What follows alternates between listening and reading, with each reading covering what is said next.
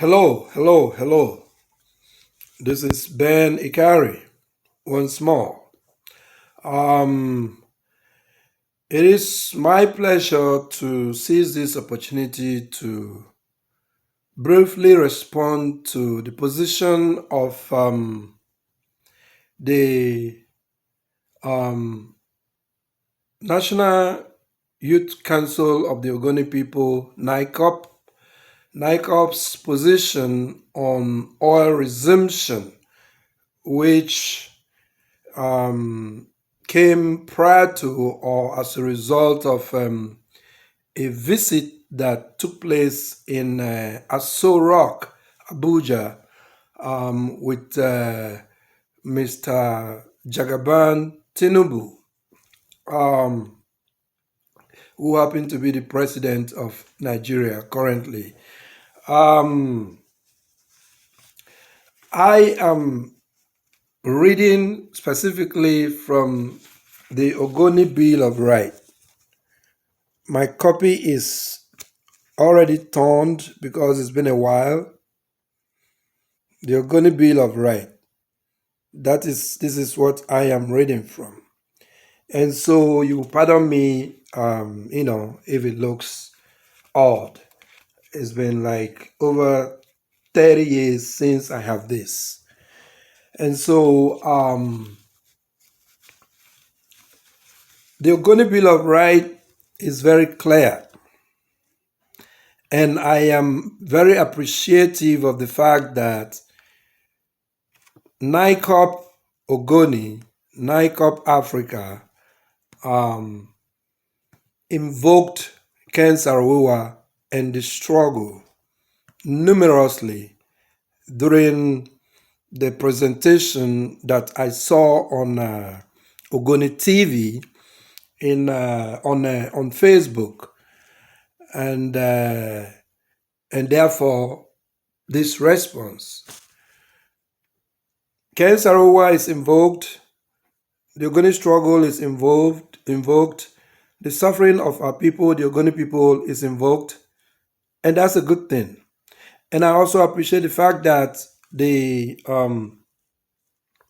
speakers at this forum, this meeting, I think it was a press conference, they acknowledge the suffering, they acknowledge the detachment of the Ogoni politicians from the Ogoni people, and how what belonged to the Ogoni people has been siphoned and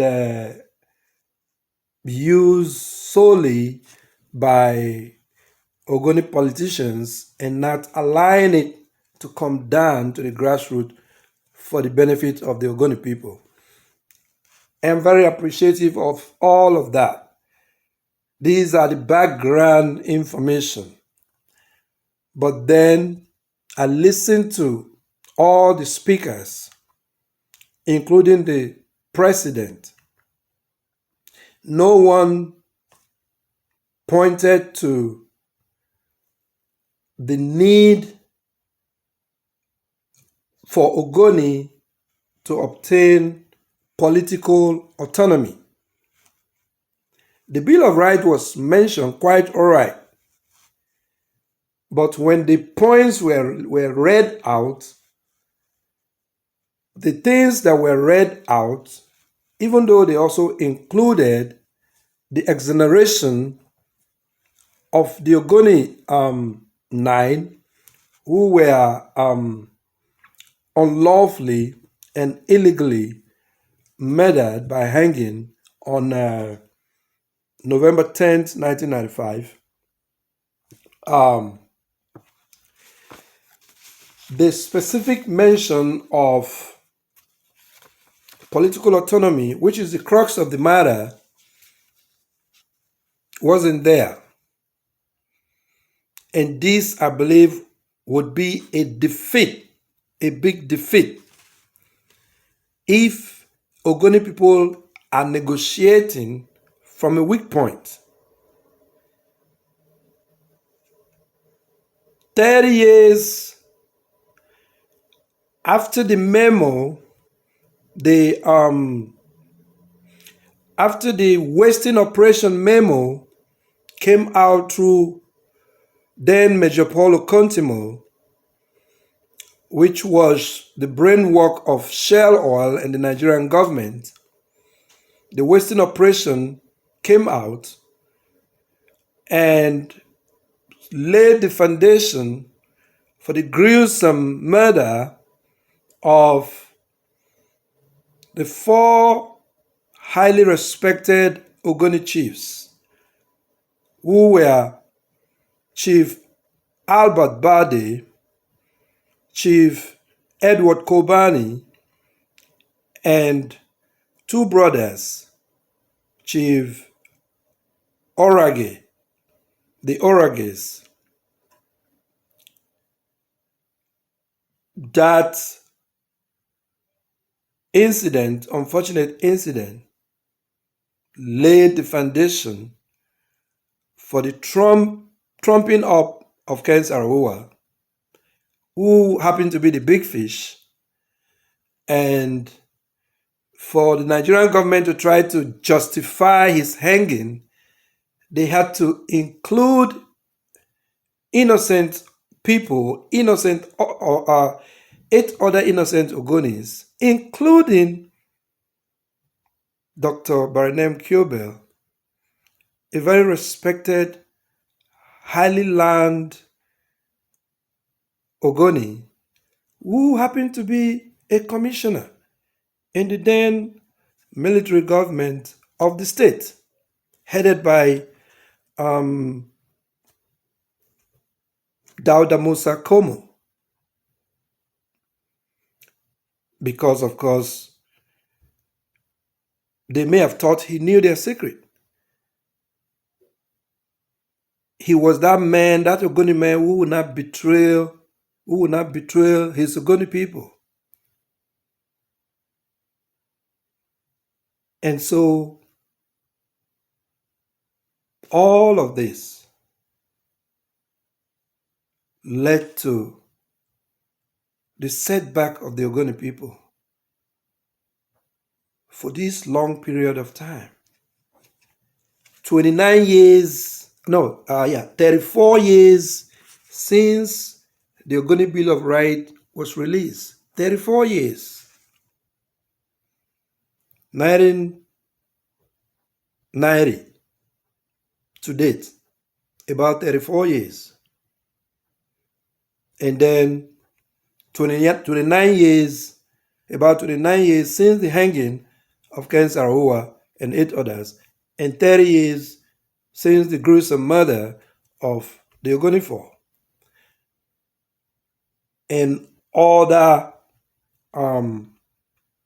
crises that came thereafter,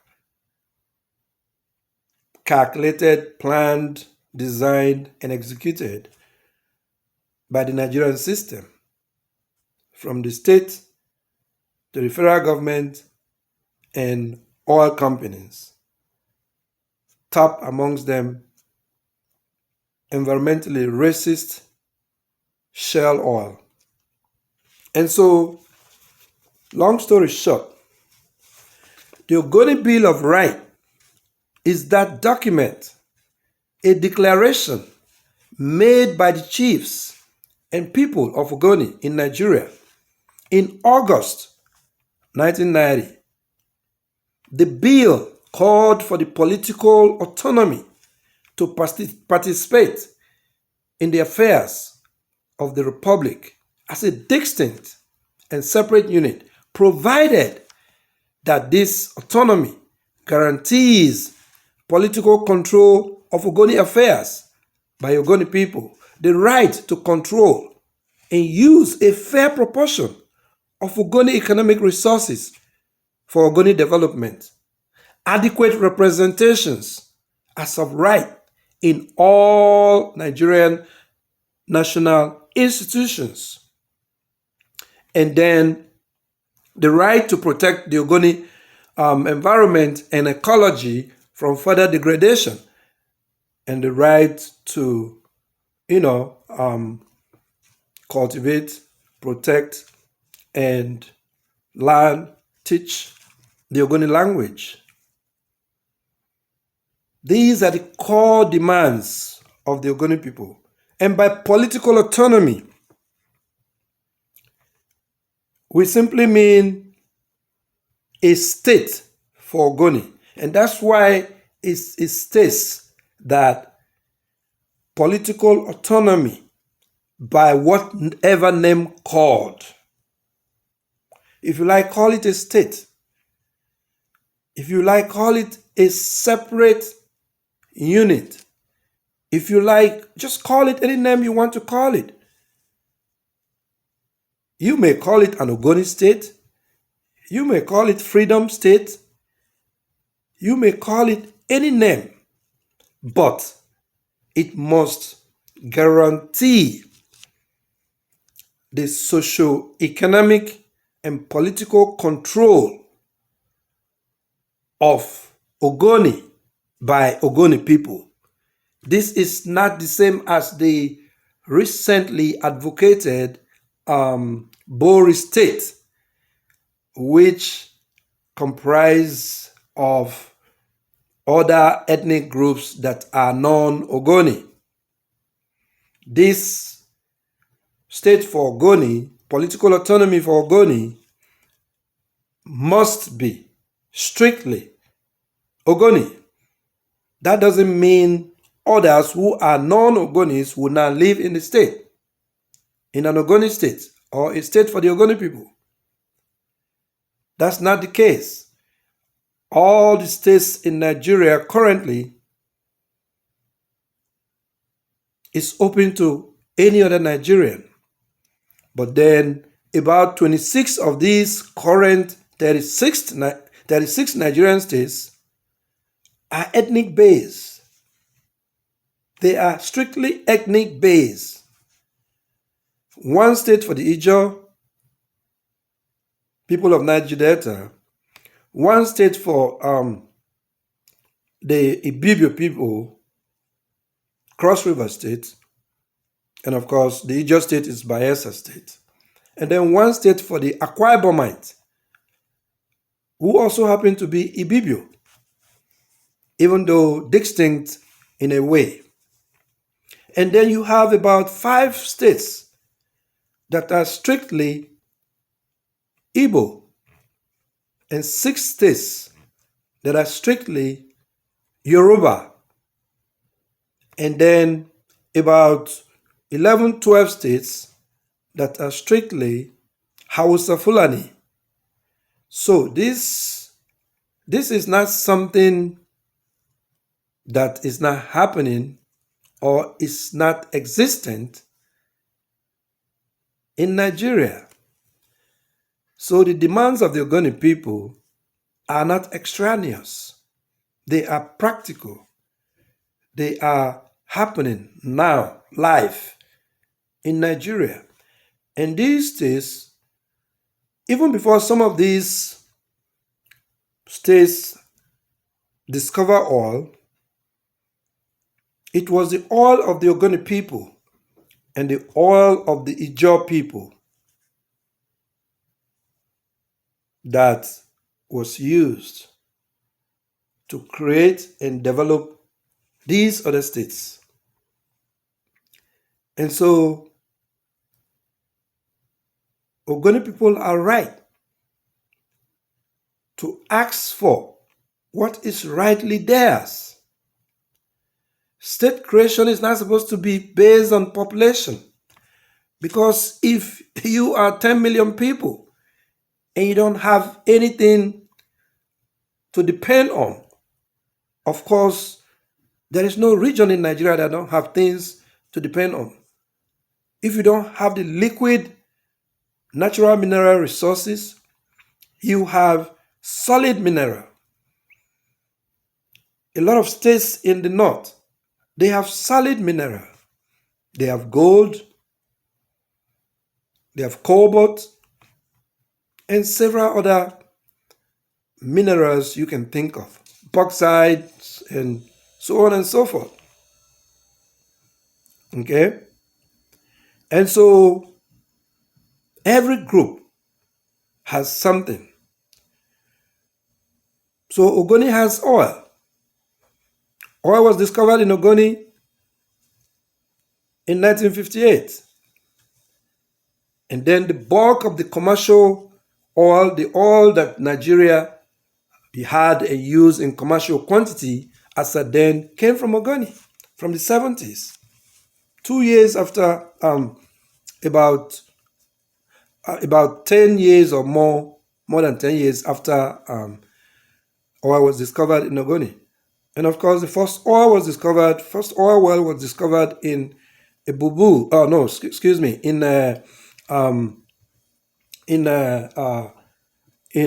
Jawland, and that's somewhere there in Bayelsa State, And so Ogonis, especially Ogoni youths, have to be very careful, even when we understand the hardship in the land.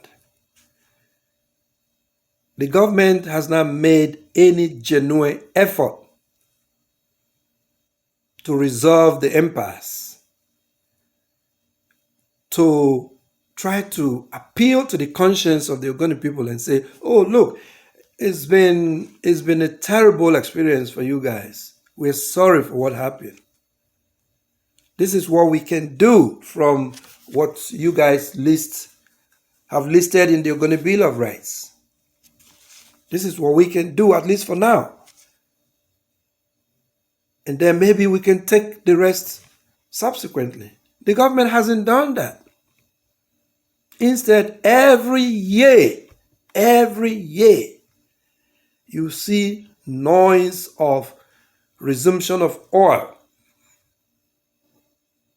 Why some Ogoni people would mobilize themselves to try to reach out to the federal government, reach out to the state government.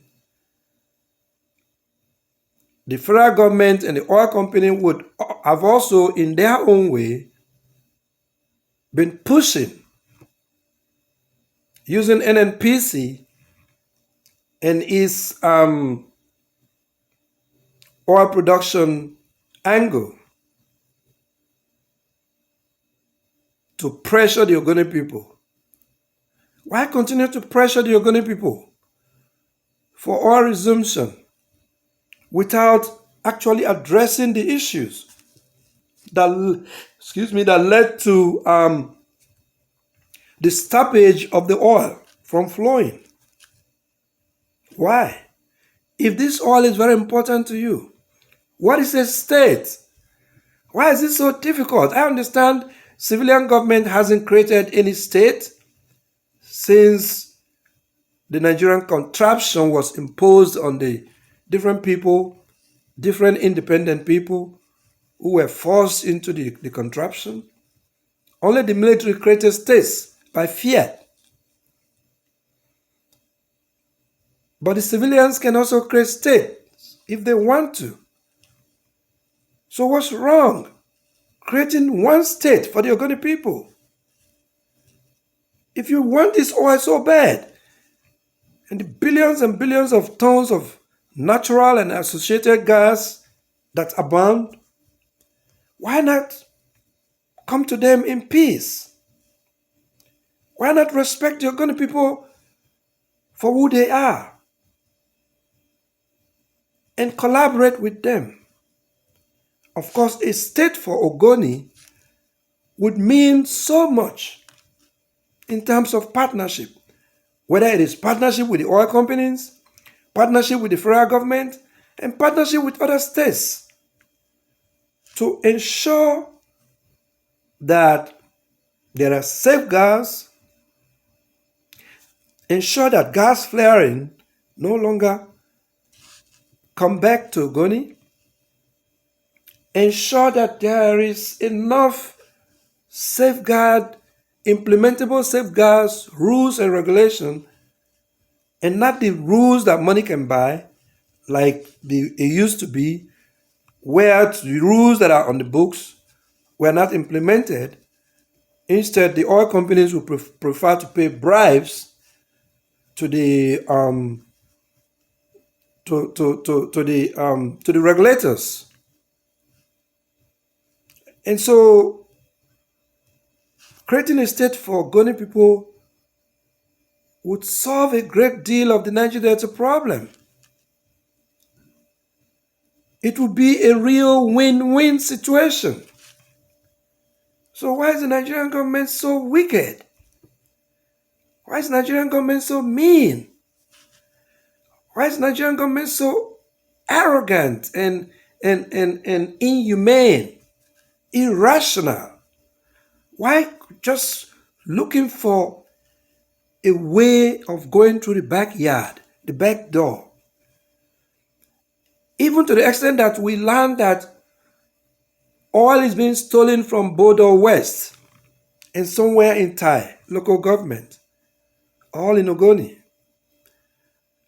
So why not just do the right thing? Why not just allow peace to reign? Why not just allow Ogoni people to rest and reason together and develop themselves? We understand that freedom is not free, but Ogoni people are not strangers in Nigeria, except you want Ogonis to believe they are strangers.